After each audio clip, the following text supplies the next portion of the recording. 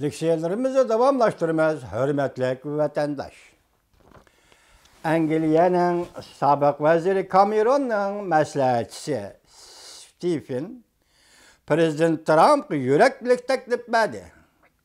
Mavzuli xabar 9-ayning 23 kuni Jungoga nazar to'r betida e'lon qilindi. Xabar bunday boshlandi.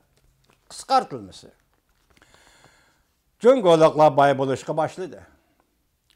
Jungo demokratiyalashdimi? Yo'q.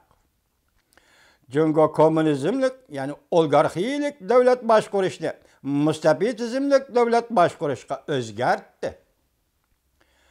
Jungo prinsipga amal qildimi? Yo'q. O'xshashda Jungoning sanoati Amerikaning sanoatini davomli ojizlashtirdi. Import qilingan tovarlarga butunlay nisbatlashtirgili bo'lmaydigan darajada tamojni beji qo'ydi Jungolar. Pulni kontrol qilib olib Amerikaning eksport savdogarlarini tangsiz o'ringa tushirib qo'ydi. Jungo Amerika shirkatlarini bozorda raqobatlashga yo'l qo'ygan taqdirdami, lekin yanada Jungoning qonun nizomlari bo'yicha belgilandi. Raqobat tartiblari. Amerika savdogarlari Jungoda qurgan shirkatlarga ega bo'la olmadi. Faqat birlashma shirkat qurish orqali tijorat qildi. Endi biz hammani bilib oldik. Biz endi Jungo Kompartiyasining iqtisod, texnika, siyosat va harbiy ishlar jihatda dunyoga hukmronlik qilmoqchi bo'layotgan g'ariz yo'q deb o'ylamaymiz. Ham bundaq bexudlik qilmaymiz. Ham bu to'g'rida o'zimizni aldamayli. Jungo Kompartiyasi bizning qoida nizomnomalarimizni qabul qiladi deb vaqtimizni isrof qilmayli. Bu mutlaq mumkin emas. Biz Jungo Kompartiyasini qancha burun tunib yetaligan bo'lsak, shuncha burun tadbir qo'llanib, bu raqobatchini yetim qoldirishimiz kerak. Biz barliq kuchimizni ishga solib, kurashga o'tib, sobiq sovetlarga qaratgan sovuq munosabatlar urushida g'alaba qilgan edik. Jungo Kompartiyasi siyosiy hokimiyati bu intayin zo'r tahdid. Sobiq sovetlarga o'xshamaydigan tarafi Jungo Kompartiyasi iqtisod ustunligiga ega. Bizning uzun muddatli gullanishimiz, echivitishga va demokratiyaning qimmat qarashlari bo'yicha dunyoga qaraganimizda qisqa muddatlik badal to'lashni boshdan kechirsakmi, lekin hozir jiddiy, aktiv harakat qo'llanishimiz kerak Jungoga. Xuddi Prezident Trump ko'rsatgandek, Amerika Jungo savdo tengsizligi qattiq muomala qilishi lozim.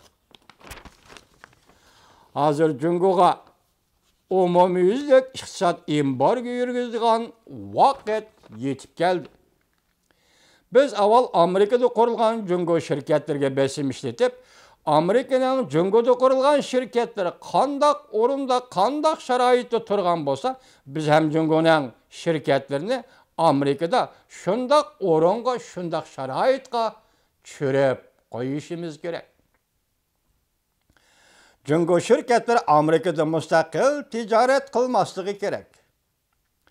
Majburiy birlashma shirkat qurib, aqliy mulk huquqini o'tinib berishga majburlashimiz kerak.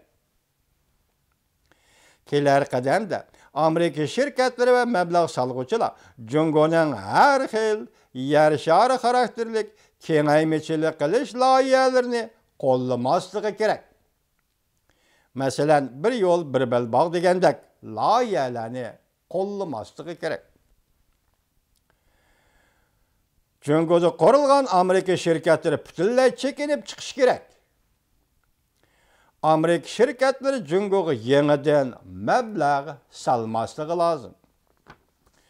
Shundoq bu harakatlar, shundoq keskin harakatlar bo'lishi lozim. Uzundan qaraganda bizden birden-bir ümidimiz Beyjan siyasi hakimiyetiga yeterlik besim işletiş. Ve bu hakimiyetni içki cihetde gumran buluşqa iştirişimiz gerek. Sabık vezir Angliyanın Cameron'un məsləhətçisi Steven'nin Pakistan torbetiga qoygan Amerika Qo'shma Shtatlari Prezident Trump'a bergan taklifinin qisqartirilmesi. Endi yana bir mavzu. Liu He Amerikanın talabini rad qildi.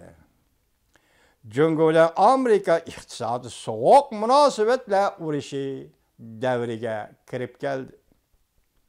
Mavzuda xabar 9-ayning 22-kuni Volkochsiga New York vaqt gazeti, Washington Post gazeti qatorliq Amerika matbuotlarida e'lon qilindi. Xabar bunday boshlandi. Volkoch gazeti 9-ayning 21-kuni oshkorlashiga asoslanganda Prezident Trump hükümetinin savdo suhbat vakilining taklifini topshirib olgandan keyin Jungo hükümeti qayta o'ylashib, Muavin minister darajalik amaldorlarni Amerikaga avatib, suhbatga yo'l echish planini amaldan qoldirdi. Bu demak suhbatga qatnashadigan Muavin vazir Liu He'ning mushu oyning oxirida Amerikaga suhbatga kelishining amaldan qoldirilganligidan darak berdi.